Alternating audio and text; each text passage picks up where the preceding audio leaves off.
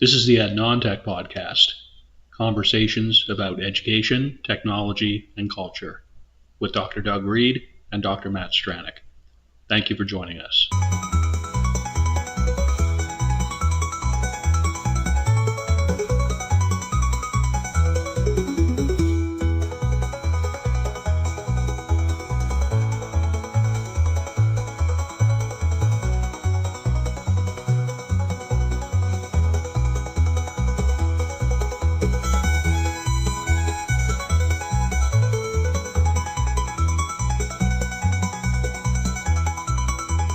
My name is Dr. Doug Reed, and I am located on Abagway, the traditional and unceded territory of the Mi'kmaq people.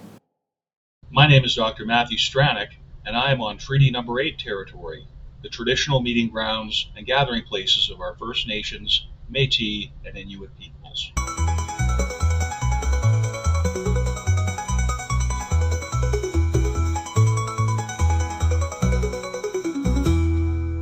Well, hello everybody. Welcome to the latest edition, latest in the series, the ongoing discussion about education, technology, and culture that is the Ed Non-Tech Show.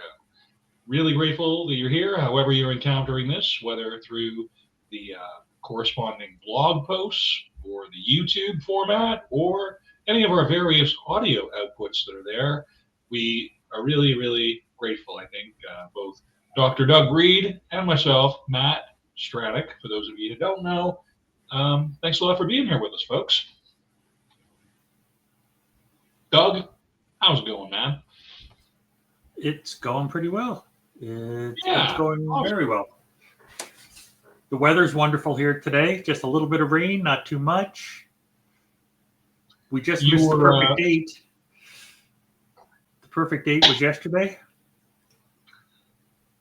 I am going to defer to your knowledge of that internet meme that was going around. I think that's what you're referring to, right? It's just from the movie Miss Congeniality. There we go. Yeah. What's your perfect date? Yeah. Suddenly, just everybody on the internet is like, "Oh, that movie that I never watched in the '90s." There's that. It was very clever. I enjoyed it. Yeah, totally. Well, as you can see, I'm out and about. We're having a bit of a what do you call it? Shrimp downpour here. So we have some shrimp falling from the sky, just because it's Fort Mac and it's the shrimp ball season. So we got a bit of that. Actually, I'm joking. That's just a custom AI background. We're not really having shrimp falling from the sky. Folks, it's been a long semester for me. I have ended the teaching semester, folks. So I'm a little bit exhausted. I'm a little bit silly. But my winter semester ended. So I think this is a really good time. Doug has chosen a topic, and he came up with a topic. I think I can say we're all about marking, assessment and evaluation as well, or just marking. Tell us about it, about why and how we're even talking about this, Doug. Just marking. Okay. I think assessment is something. I think grading is something. And I think marking is like the ugly stepchild. Well, why don't we just get into that? Because that's a very compelling, I guess, thesis to start from.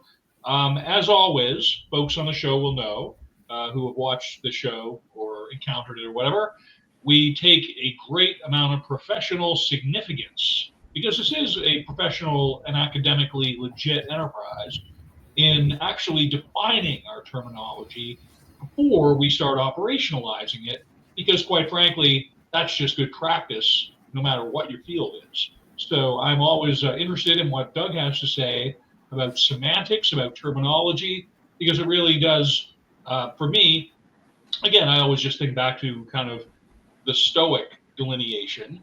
You are what you think of repeatedly. You take on the characteristics of what you think of. So that's why, from my standpoint, conceptual clarity in education is so vital. Always very glad to beat that particular drum within the context of this show, Doug. So why don't we just go into that a little bit more in terms of marking that you find problematic?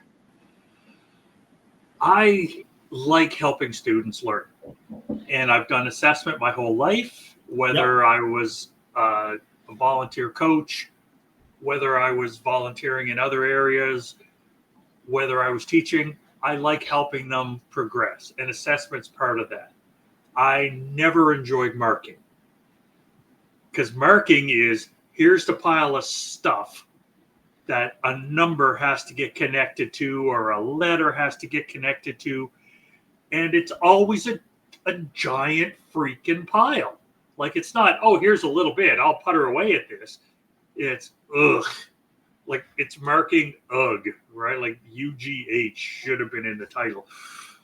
But I didn't think of it at the time. And I hate that stuff. I love helping people and saying, hey, you're struggling with this, or you're amazing at that, and giving them that feedback. Awesome.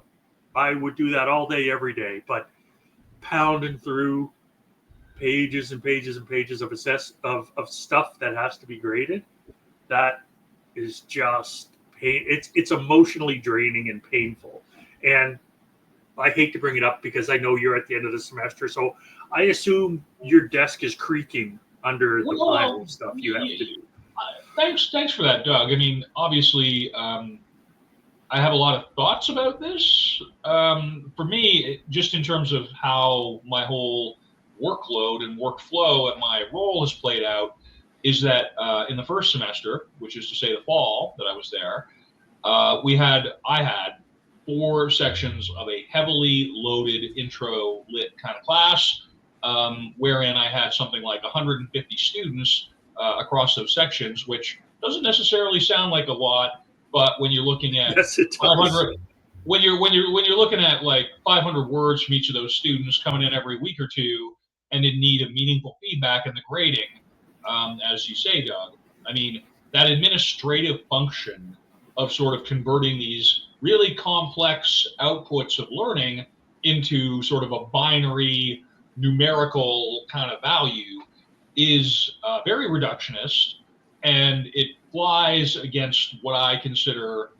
the ideal format for education.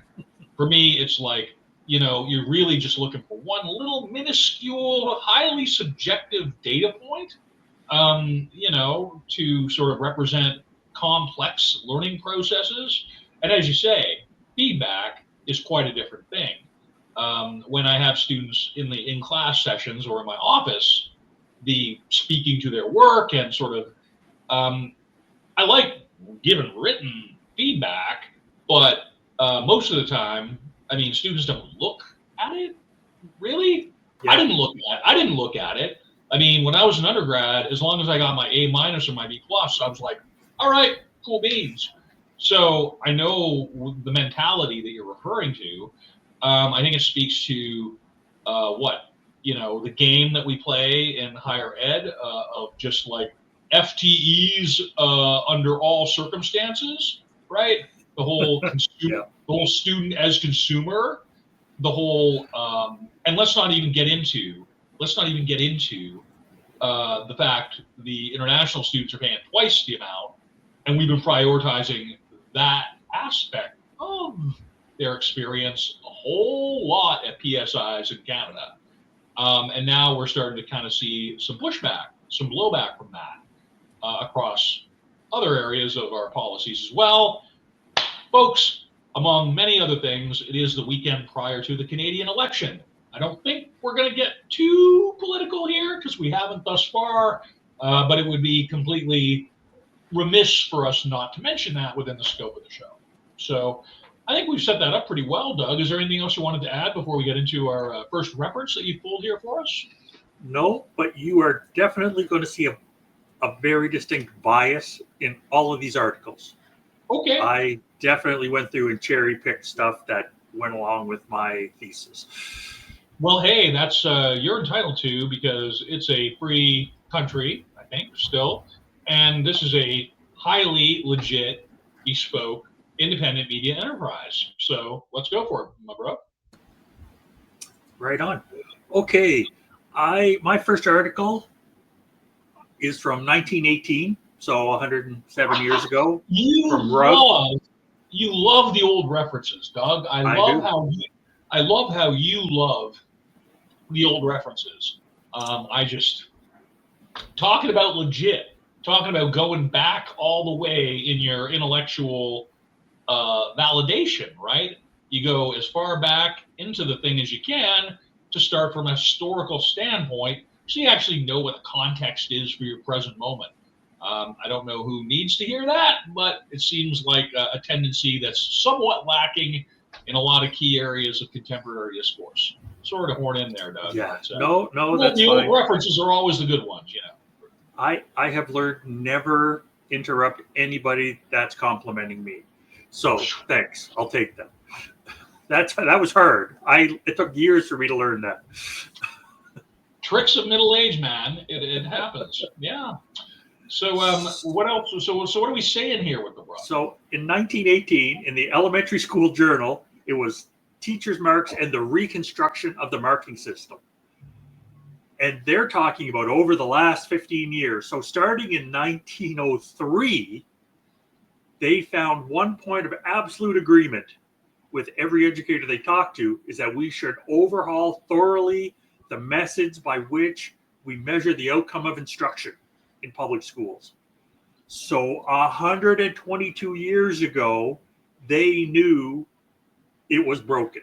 They knew the assessment system as it was designed is broken.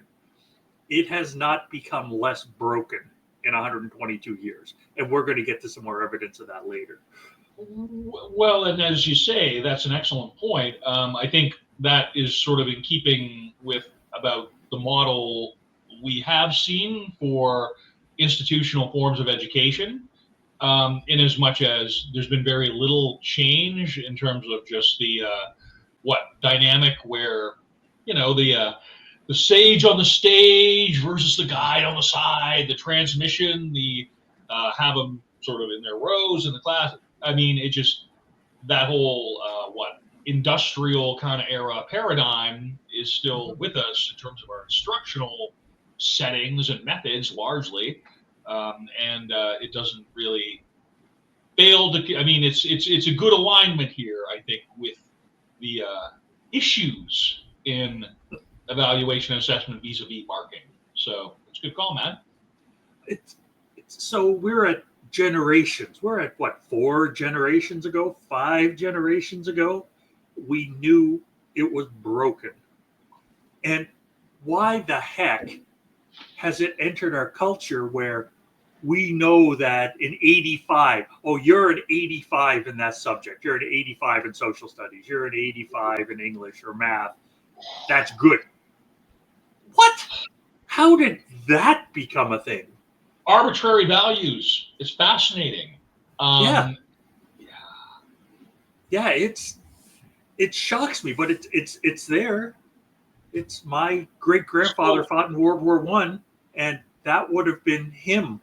He would have been one of the people having to deal with that when he was a student all those years ago.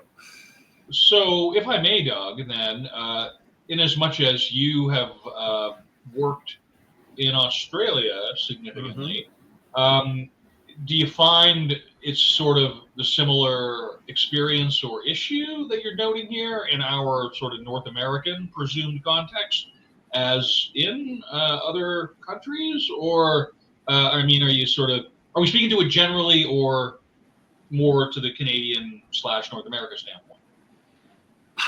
It's different there. Okay. When I was teaching there, when I was teaching post-secondary, I didn't teach in K-12 down there, but I was told, okay, you're North American, so you're going to inflate the grades because all North Americans have wicked grade inflation.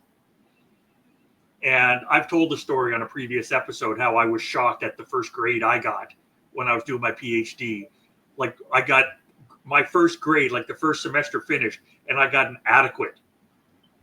And it crushed me.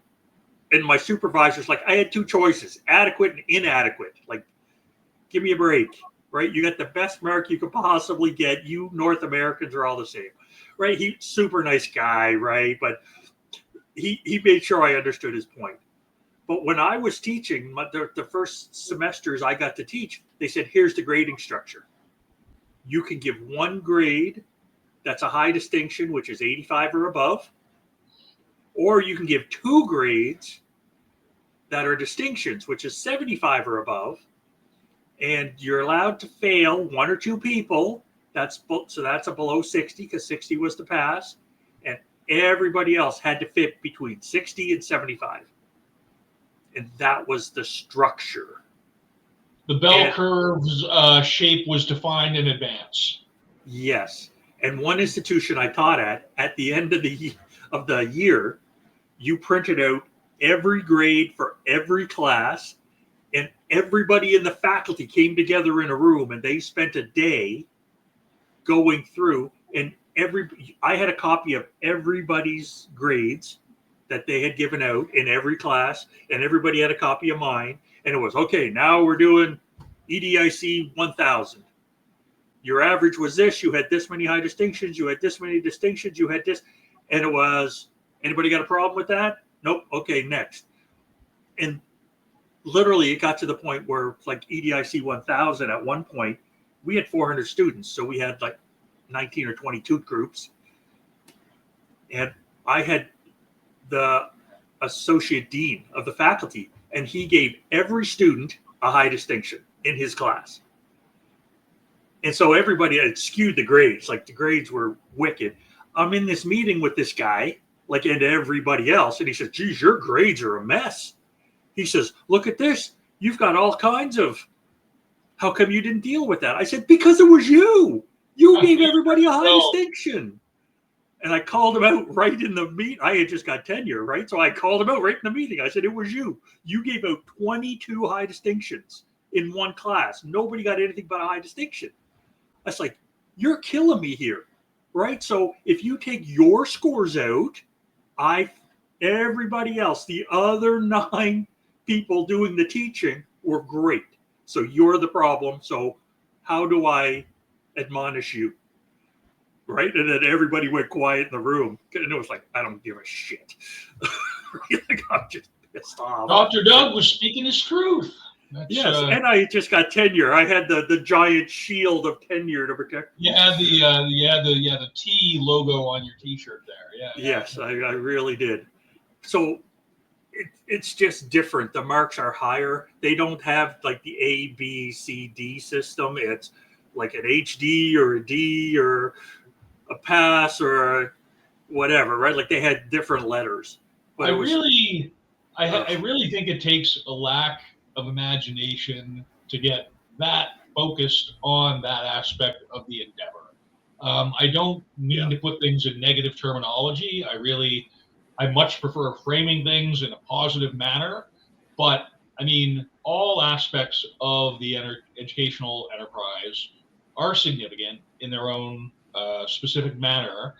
I have really learned myself, just after being back in the classroom for almost, 9 months at this point, after the first time in a while, the whole evaluation, assessment, and marking pieces have all really landed for me differently than what they had before.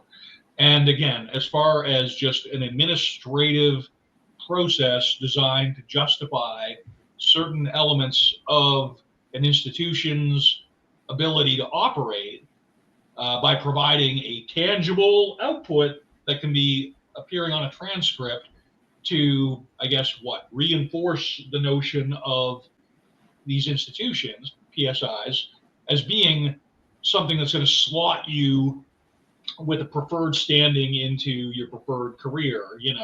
I was married to a Korean woman for 17 years, and the perspective in Asia, in like her, and I mean, I'm saying Asia generally. I mean South Korea, presumably other, as much, but like, we're talking fighting, just to sort of distinguish in the upper percentile between points, right? Like 96%, and lower, you don't get into Seoul National University. Like, they have these kinds of and so there's a very direct correlation in a lot of cultures, I have to assume the SATs with the United States are meant to do something similar, where they sort of, you can get into this level of institution based on your score for this, that, or the other. I'm so freaking glad we don't have any of that nonsense in Canada, because I would not have been able to go to university based on my high school marks. Anyway, I don't know if that's all necessarily salient to the point, but. Well, the other part is the mark inflation part that I mentioned. Yes. And I saw some research. I didn't include it in here. I didn't know I was going to go there. That in the early 1960s, the average at Harvard was C+. That was the average. And now, 5 years ago, or whenever the research came out, the average was A. I do not believe in the last 50, 60 years, students have got that much smarter. I think it's just give them the grade. No, it's the commodification, certainly of higher ed, certainly. Yeah. And I do see with students coming in, I mean, not, speaking as a student who had this experience myself, right?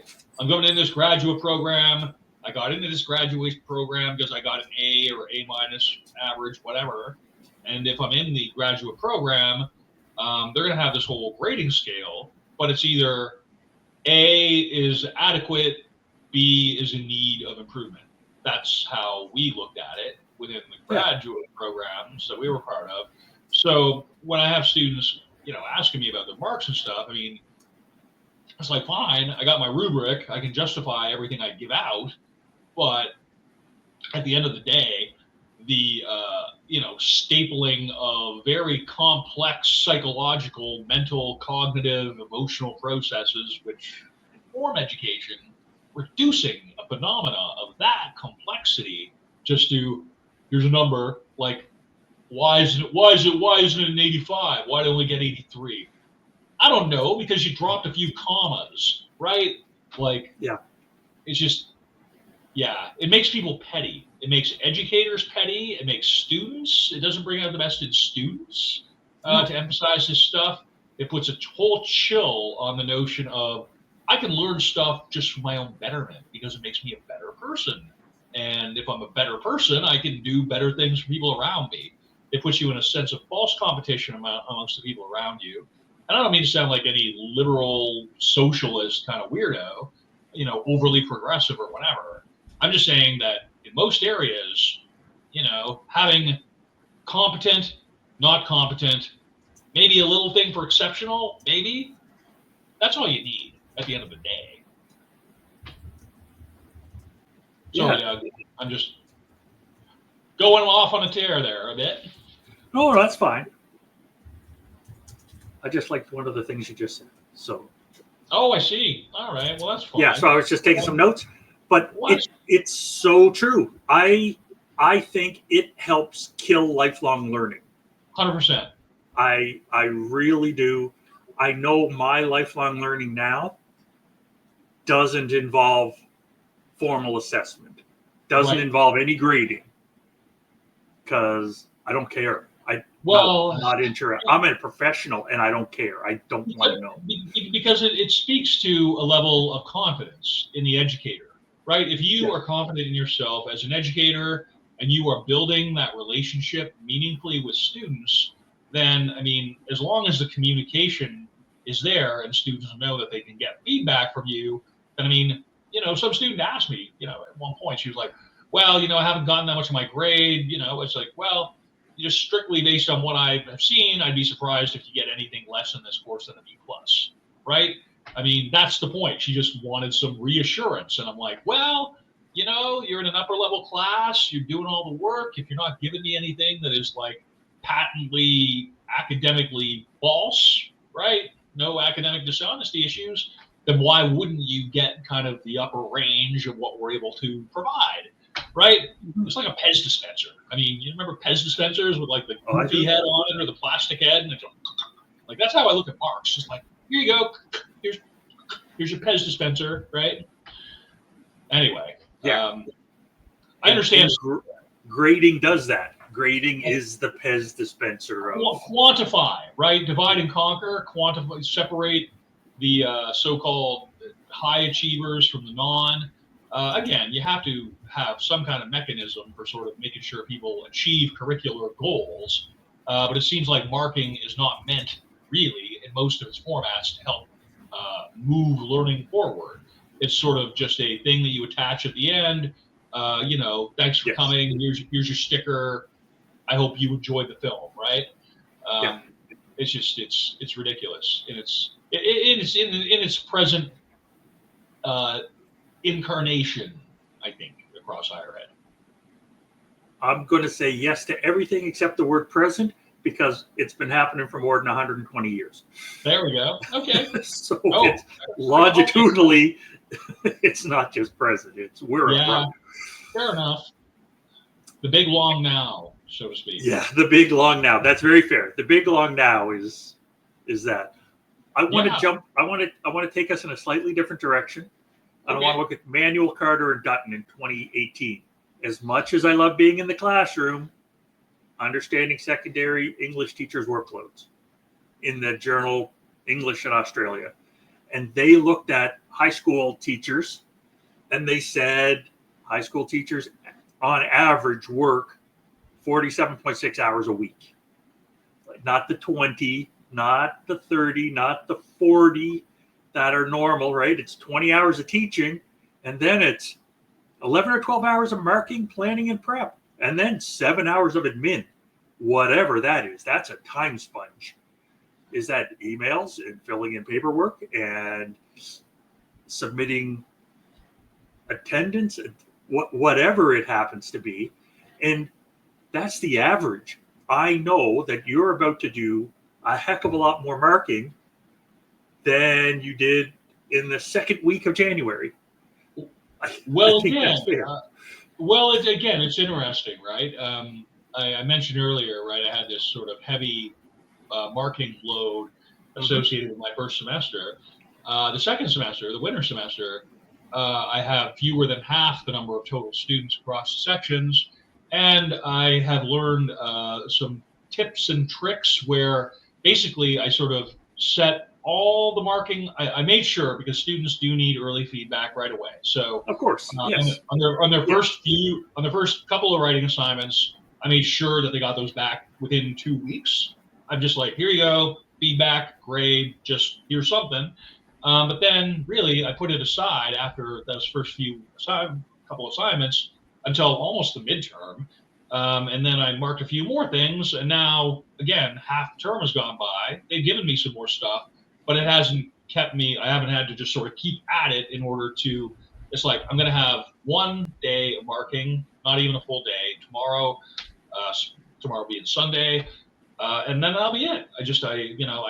The way I've set it up, my flows of evaluation, assessment, and marking, I know that I can get whatever I need to have done at this juncture for all my sections within 5 or 6 hours. Not even, probably, because the enrollments are lower, but I'm also using marking and grading methods that are more conducive to a shorter time frame. Yes. So you took 20 years of experience, and you took a whole lot of learning that you've done and pieces of paper that you've got. And you looked at what happened last semester, and you're like, this is what I'm doing now. That's it. And it's flawless. I'm congratulating myself, because I've had a completely, in terms of my teaching stuff, there's been a lot going on, right, across the culture. And we talk about this, right? Since January, everything that's been going on with our neighbors and our global neighborhood and the like. And it certainly changed how I engage with social media, and there are some other things.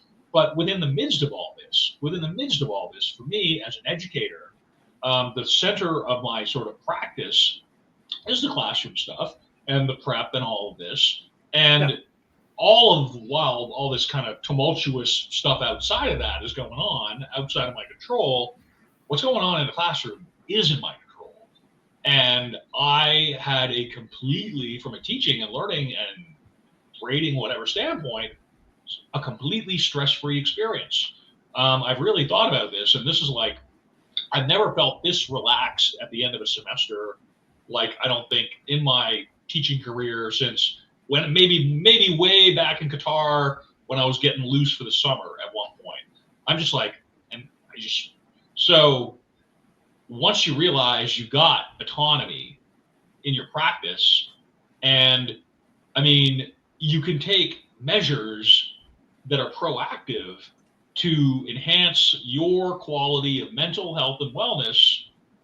And that includes implementing marking and evaluation measures that are going to help people learn rather than just bumper sticker, some arbitrary value onto a very complex educational output, and just reducing it to like, thanks for showing up. Good luck with the rest of your life. Like, nah, this isn't an assembly line. This isn't a widget factory. I could go on, Doug. Yeah. I'm going on too much. Please take it away. That's okay. There was one last thing I wanted to talk about with Manuel et al. Okay. When they talk about the cyclical nature of marking and workloads, and they talk about sometimes these hours will double, if not triple. Yep. And I'm looking at 47.6 times 3.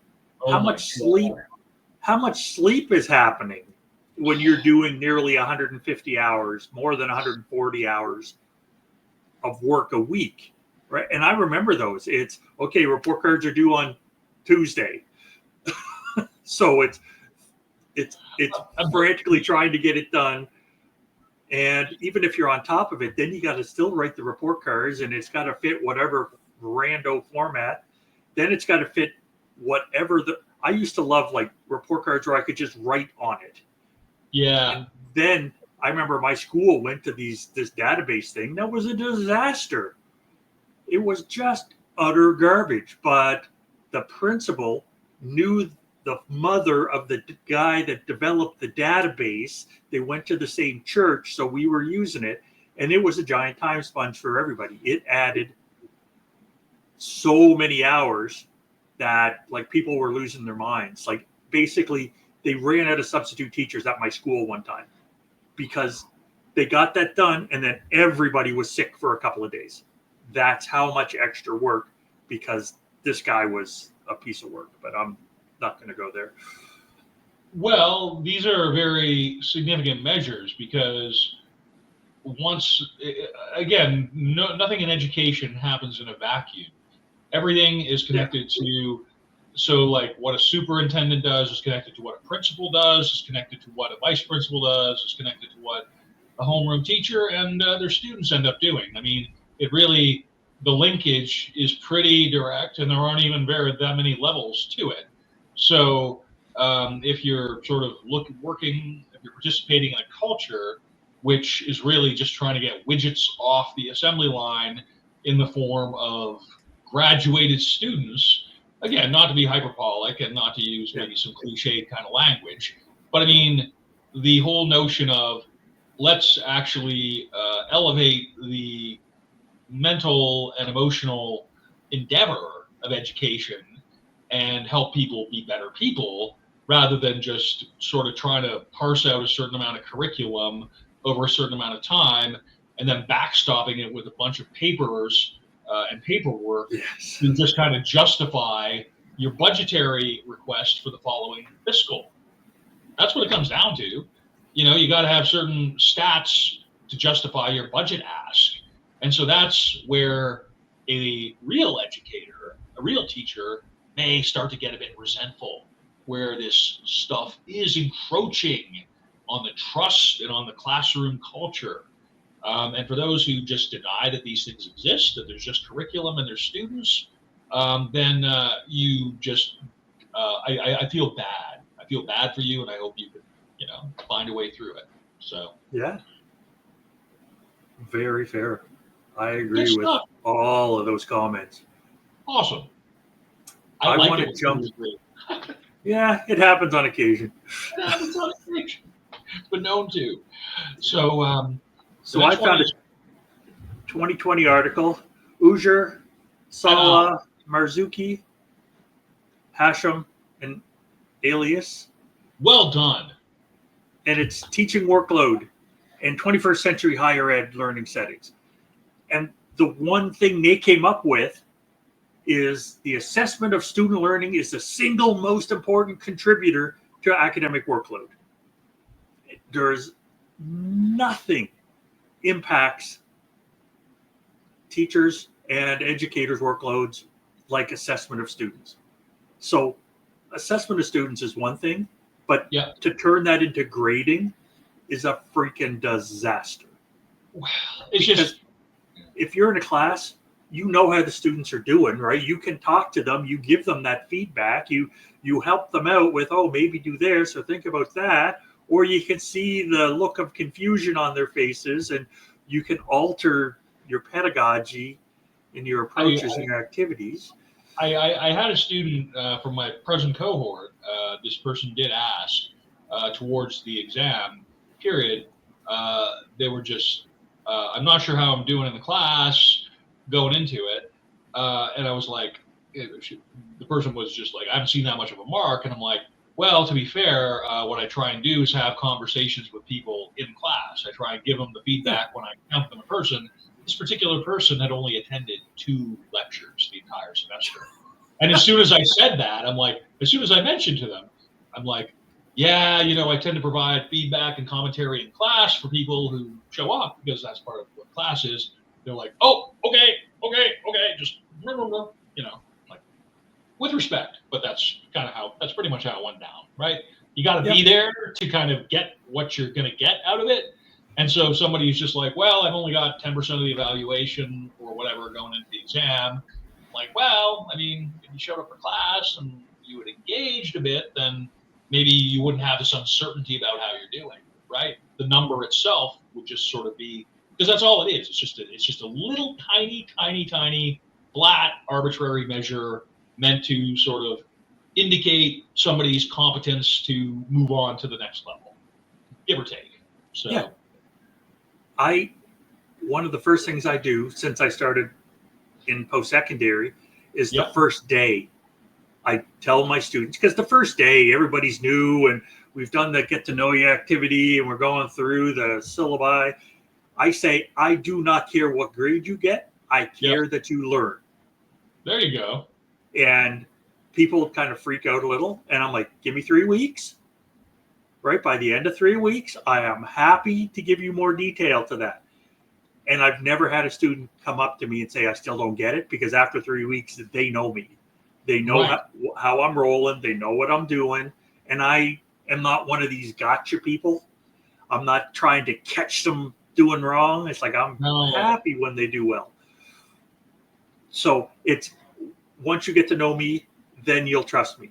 It's built on a relationship. Education is built entirely on relationships. You got to have trust. You have to be looking out for your students' best interests as much as you're able to. And so when there is I would say, disproportionate or undue emphasis on administrative measures, including marking, then, I mean, that just gets in the way. That's not really an enabling factor to those relationships. It's something that you have to mediate, navigate, and it has the ability to cause a lot of stress, both in the students and in the educator themselves, because again, I mean, unless you're just strictly testing really low-level outcomes, right? Like multiple choice exams and shit, like for anything that requires a higher order level of thinking, then the marking necessarily becomes subjective. And you can't say that it isn't. I mean, it's just because for anything more than just a binary A, B, C, D response, I mean, really, it's up to there's a level of interpretation. So if it can't be auto-graded, if somebody actually has to think about why they're attaching a certain numerical value to a thing relative to feedback, then, I mean, that can get in the way of a good, healthy, positive relationship with your students. Definitely. And you just stole a whole bunch of stuff I was going to say. Oh, dang. Bro. Good on you. Okay. Well, why don't you give me your, I'd be interested to hear your version of it. And I'm sure this article goes in and they list a whole bunch of stuff that are factors when it comes to teachers' workload, and the evaluation types and the pedagogical methods employed are two of them. Okay. But then a bunch of the others, they never say the word relationship, but a bunch of the others are building the relationship. Right. Because if you look, I was going to jump right on the multiple choices and the matchings and the true falses. That let the learning management system mark those suckers, right? How is that helping build a relationship? Again, just anecdotally here, just to kind of speak just to speak to my approach, right? I had 3 classes out of my 4 that had final exams. 2 of those exams took place in sort of the field house, the gymnasium, the large hall with the tables kind of format. Well, I mean, my students, all of them, the 2 sections, I was just like, open computer, open book, open browser, bring all your stuff, open book, totally open book. In fact, you won't be able to do this properly if you don't have a computer with you. Well, I mean, my students were actually the only students in that whole gymnasium that had their computers. And, I don't really have too much to say beyond it, except that I was surprised by the fact that is considered a novel approach.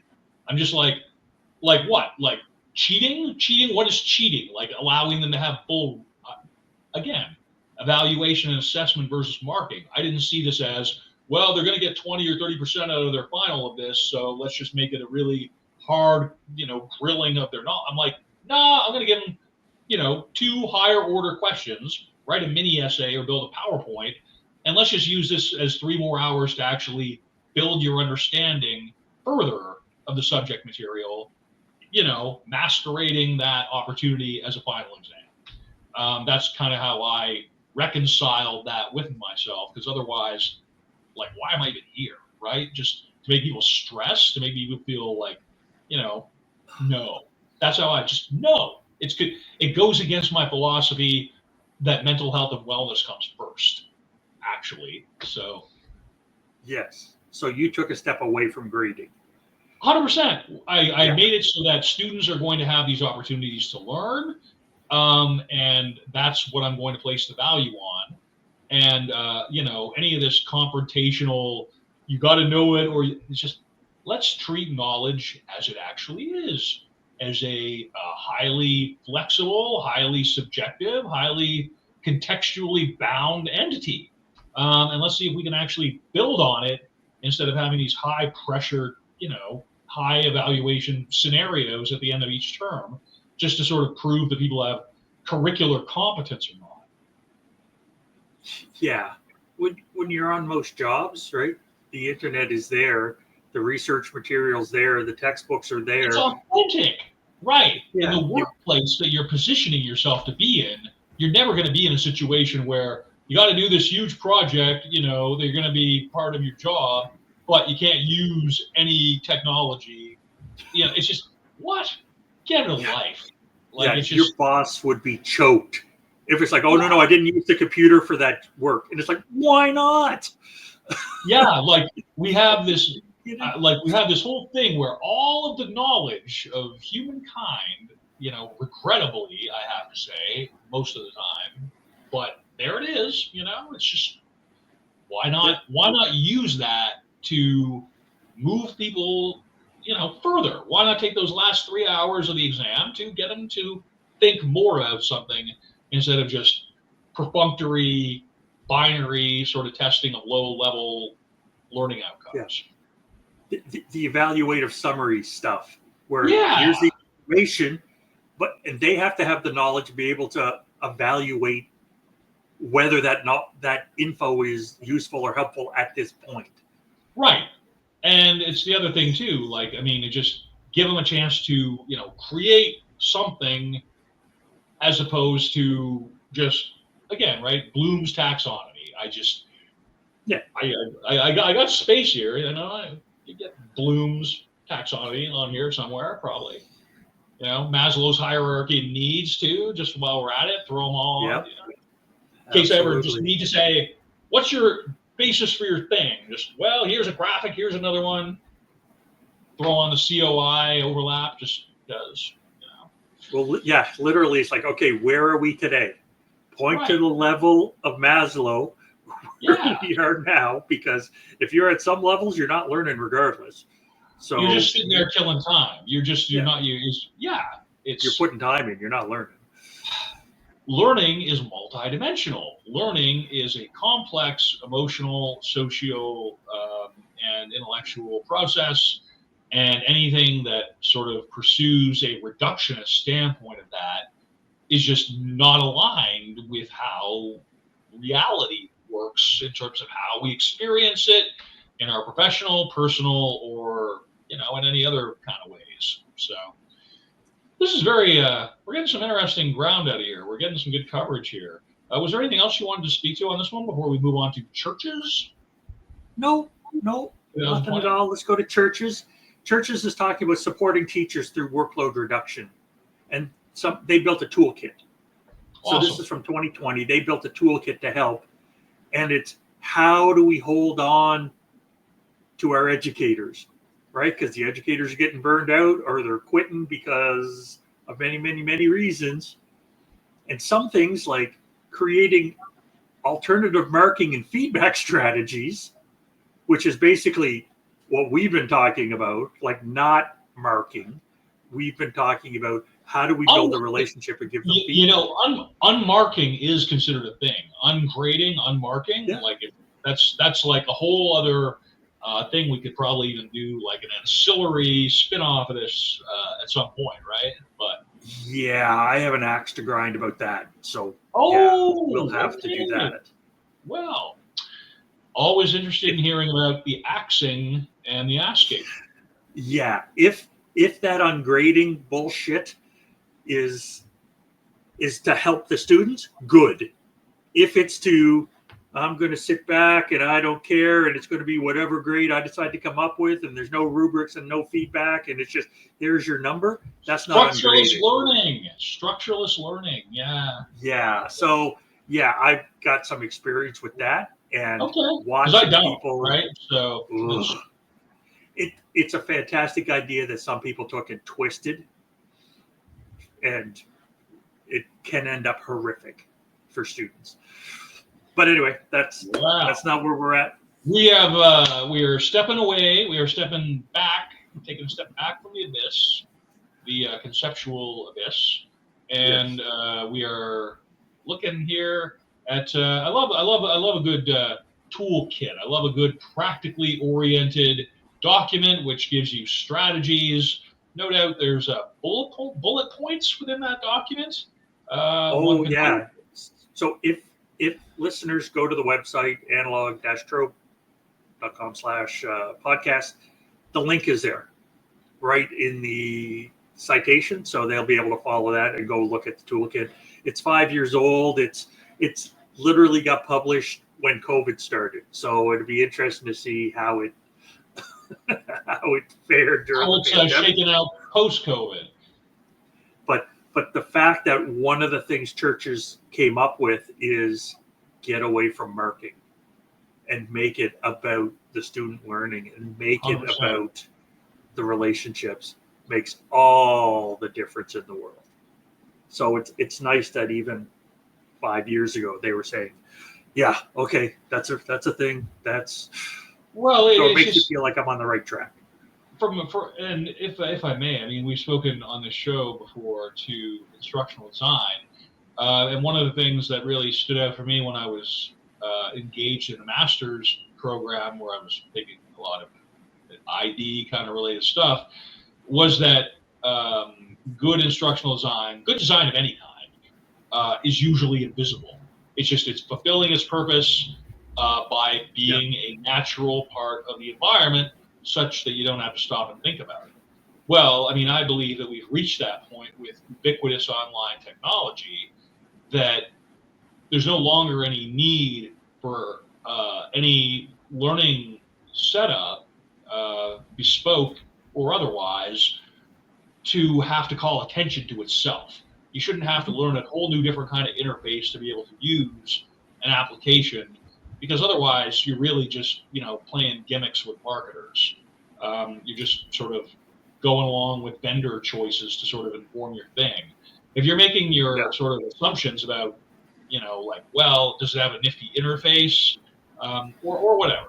So again, I'm just like, when it comes to marking, right? If you're emphasizing that aspect of the enterprise compared to something else, then it's the other stuff is going to be diminished because you only got so much time this semester. You only got so much bandwidth. You only got so much attention. Again, I've had a really good semester, but I mean, I was in class for the last time with this one group, and I'm like, that's it for the book club, and the two students were just sitting there. They were exhausted. I'm like, I could talk about this stuff for another 4 weeks, no problemo. I love it, and the students were just sitting there. We're really tired, and like, of course you are. And I mean, I'm, like the least intense person with the marks or evaluation or whatever. This was like a graduate level seminar masquerading as an undergraduate class. And those students were just completely knocked out. So for me to be like, well, 30% of your grade, it's just like, get bent. How about that? How about you take, how about I just give them a nice opportunity to write an essay and do a PowerPoint and show some creativity in the exam period, instead of giving them this heavily, convoluted, document that I have to spend a lot of effort into. Anytime that you're doing a whole kind of work for the students to create like a very minimal output, that's the inverse of what it's actually supposed to be.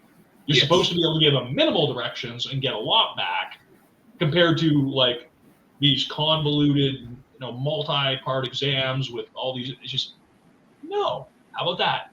There's better ways. So tangents. Woo, we got all kinds of tangents here. I do anyway.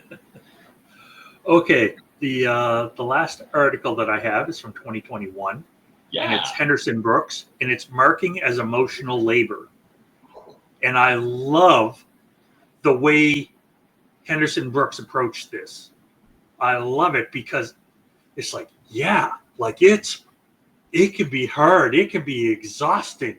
And then you got to go back and check through things.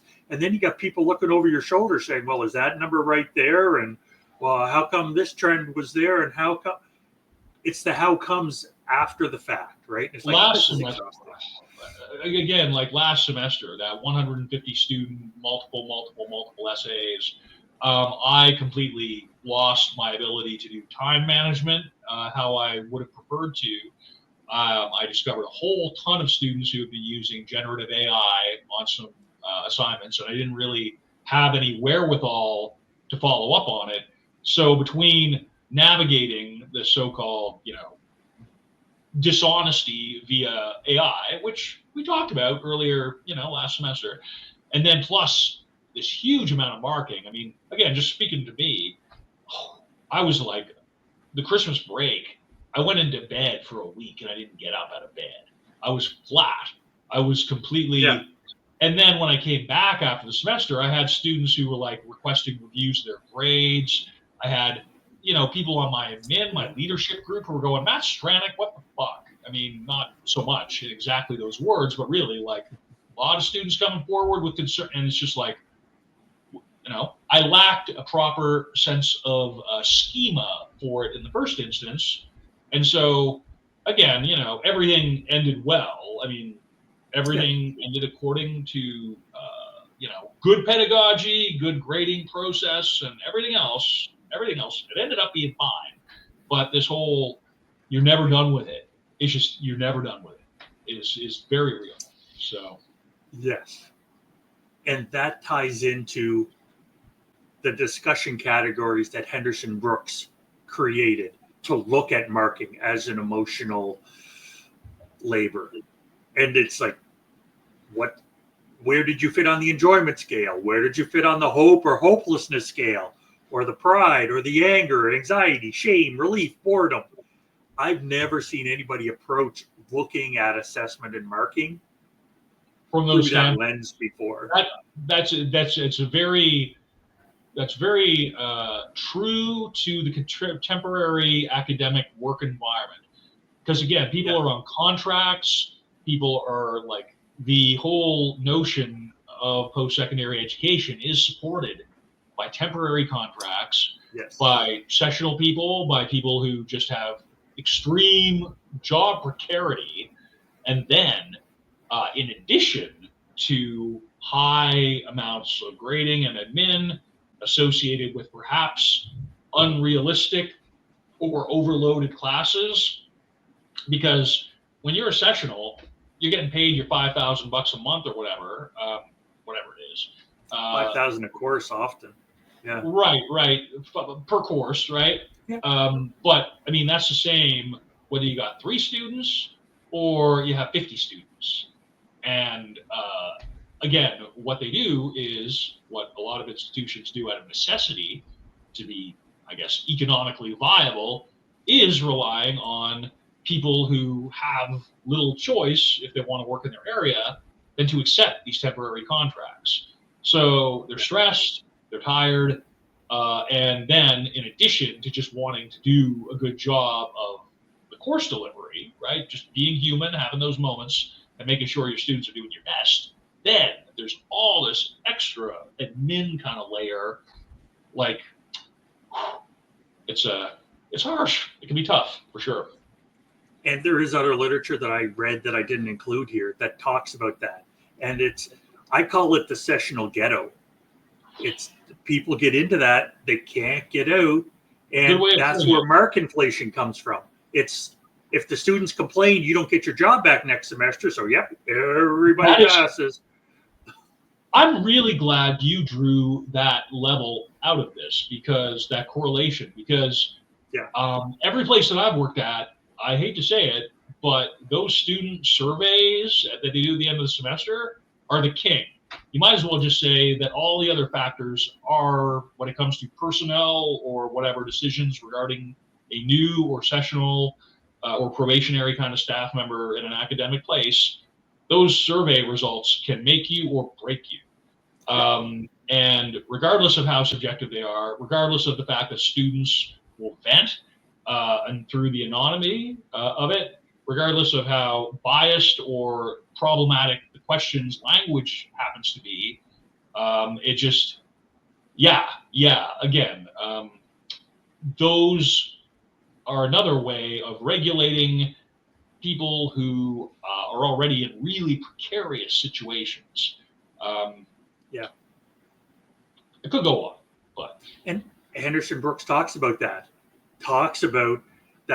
like the increasing focus on student-centered assessment requires more marking time.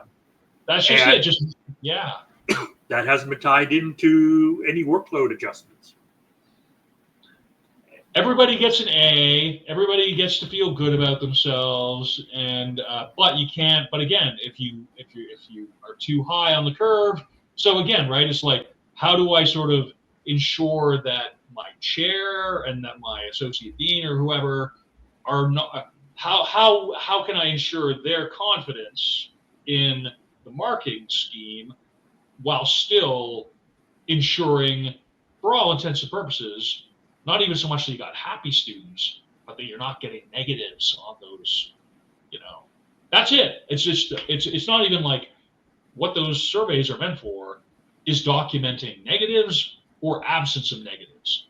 Because I've never heard a situation where, wow, there's some really awesome comments in that anonymous feedback. And we think it's always been like, there's some really, like, the only time those surveys ever get mentioned in terms of specifics is when there's a problem. I've never heard the surveys be used in terms of, positives, right? So, and again, it just kind of speaks to the disingenuous nature of some of these aspects of the educational endeavor that are kind of holdovers from maybe previous antiquated models of teaching and learning. Possibly. Another component of this mark inflation and being at the mercy of these student feedback things with the emotional labor is the next semester's profs, where it's like, how did you get an A in this? You don't know anything. How come I have to reteach this? And then you're in a meeting. Then you're in a meeting with how you're getting stink eye from across the room, and then suddenly you have like colleagues who are dissatisfied with each other, who are like sort of looking at each other like, so it's just, yeah, so sowing the seeds of discord essentially within academic professional units for sure. Yeah, so instead of being assessing and let's help students learn, the grading is just an ugly beast that I hope we can make grounds to change, which is where I want to end all of that. Well, that's awesome. I like that. That's a good point to end on. Except of course, for the few awesome visuals in the document. Do we want to speak to any more of these points here before getting into the visuals properly here, pal? I'm happy to get into some of the visuals because there's one I really love, and I'll talk about that at the end.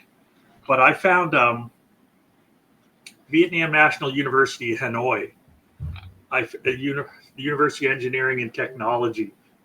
Okay. And here's the instructions for doing the final exam, right? Oh my Crying gosh. is allowed, but please do it quietly. Do not wipe tears on exam paper. Good luck. and then good luck. Yeah, it's like when you're all finished crying, then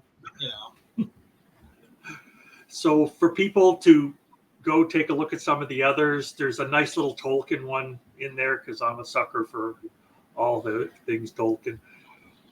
But the other image that I really, really like, I created last night finally.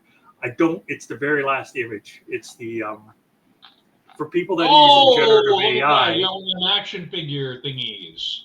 Yeah, I went into ChatGPT because it's what I had open at the time. Yeah. And the latest trend these days is to take pictures and make action figures out of them. So I took our EnT logo and I made that. I got ChatGPT to make me an image based on the original 1979 Star Wars figurines, action figurines. So that's the kind of plastic thing we've got. And then it's put the EnT guy in there and make sure the EnT is walking with a book, that sort of thing. And there's some Australian mangroves in the back and stuff, but I just love it. I was so happy with how it turned out. It was so much easier than 2 years ago when I tried to make the original logo with AI. It's been interesting. First of all, that is dope. And I'm going to make sure we place that prominently on the website going forward. That'll be a persistent branding element and not just a single-use element for this episode, for sure, in proper contemporary open educator fashion. But, I mean, it looks sick, man. It looks dope. I like your aesthetic choices. And this is the kind of thing that makes me sort of think, yeah, I don't have problems with generative AI. Once you just sort of know the basic literacies around it, and you go, okay, it's really just sort of some hypermedia-based web elements on steroids, really, at the end of the day, whether language models or image models. And if you sort of exclude, the presence of just, well, they didn't come up. It's just like, let's just let the tool do what it does based on the prompt, and then we can accept it, ask it to iterate again, or refine the prompt. Or we can just put it aside and do a little drawing ourselves and just forget these tools even exist. Because no one's forcing anybody to use any of this stuff. So I think it's dope, man. I think it's rad. And I think it expresses the sense of play and creativity that we try and embody across this show and pretty much everything we're doing with it, right? From the broadcast to the topics to how the notes are presented and prepared. So good call, Matt. That's awesome. Yeah, I thought it might be nice for, like, we usually take a summer break, and I thought it might be nice to have, like, taking a summer break, still reading, still doing whatever, but who knows? You use it as you want. And that's awesome. And I guess we'll just take a moment here, folks. I have decided myself. I've kind of determined. I've learned just the past couple of days that we don't have like huge enrollments in our classes for the spring semester, the so-called half semester at the end of the year. So I don't actually have a teaching load. I have curriculum stuff that I'm and professional development projects, but I don't actually have a teaching load. So with that in mind, I'm getting out of Fort McMurray as early as next week. And I'm going to go to BC around where my kids are, and I'm going to sustain that by working in a restaurant or a service industry kind of role to make enough money just to kind of pay for my additional accommodations in Kelowna or Kamloops. And so for me, we're taking a bit of time here. This will be the last episode for 3 or 4 weeks anyway, and maybe a bit longer depending on what Doug's holidays turn into. But for me, I'm sort of looking at the next 3 months, 4 months of sort of a seasonal shift, the summer, spring holiday kind of period, mostly summer, but still, we're just at the very, very beginning of it now. And I think by the end of this, we may actually have some further, we may have a book manuscript, we may have some additional media, this is kind of the time where we're going to be cleaning up, reformatting, maybe making certain specialized outputs available, whether image-based or text-based or, because again, this show is a pretty wide-ranging media enterprise. And because there's so many just specific small components embedded within any single episode of it, you can just pull those out, recontextualize them. I mean, honestly, the whole thing, this whole website, the recordings and everything, you could almost say functions as a single advanced OER. You could pursue this whole thing from a single OER theory and then sort of describe it in those terms vis-a-vis a new academic framework of sorts. So this is the kind of thing where and I'm speaking here mainly for the non-educators, Doug. I'm sort of horning on the very end of our thing here. But we are taking some time away, and it's just, again, the normal thing during the summer, period for any educational enterprise is you recharge, you get better, you sort of take the personal time that you need to be your best when you're in active production mode. But then also, you move the chairs around, you switch out the textbooks, you make sure the classroom is optimal. And so we can, Doug and I, we and me, right, will be sort of maybe changing the interface a bit on the website. Again, making some things available, moving some stuff around, all part of the further growth and development of a highly organic and highly authentic multi-dimensional, multimodal educational enterprise that we've been pursuing here for now 3 full years on the ENT. I've got no reason to want to stop, and I believe that Doug pretty much feels the same way, right? Yeah. So we're both really totally stoked that we're here. The only thing we have left for the episode, if I'm not mistaken, are 3 final things. Doug, what are those? The word of the podcast is marking, because I did my best to slam it as much as possible. The question of the podcast is, how can educators complete cyclical grading with less of an emotional toll? Teaching's hard enough, and let's finish it off with, here's a pile of marking and paperwork to do. Ugh. Exactly. Completely. And phrase of the podcast, I have 2. I have one that you said, and I have one that I said. Okay. Yours is, it puts you in a false sense of competition with those around you.